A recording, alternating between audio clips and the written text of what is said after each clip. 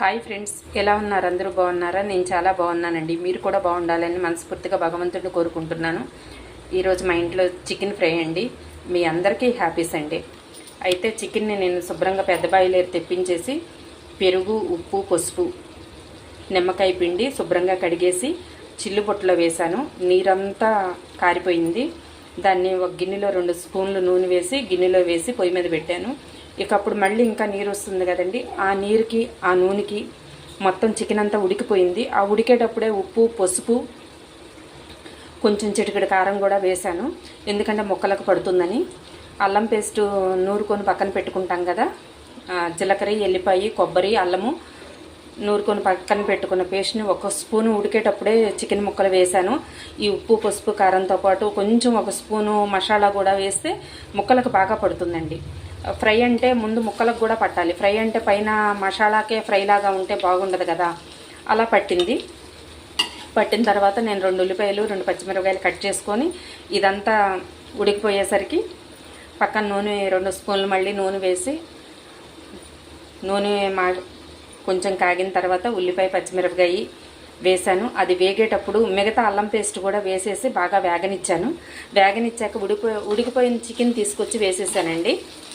వేసేస్తే చూసారా, ఇలా ఫ్రై అయిపోయింది.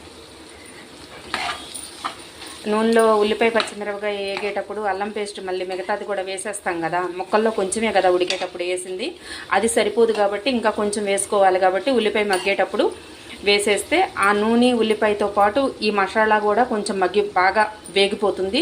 ఇంకా వేగిపోయినప్పుడు పచ్చివాసన అయితే రాదు. ఈ ఉడికిపోయిన చికెన్ని తీసుకొచ్చి నేను దీంట్లో వేశాను.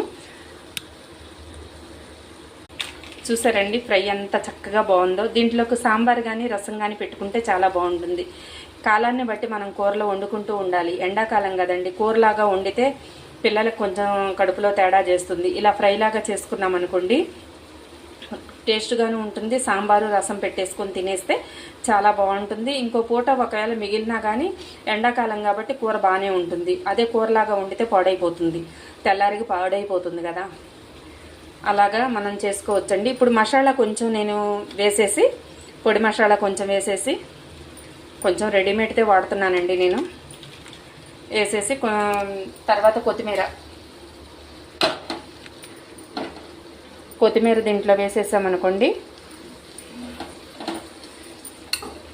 చక్కగా గుమ్మగుమ్మలాడే చికెన్ ఫ్రై రెడీ అవుతుంది.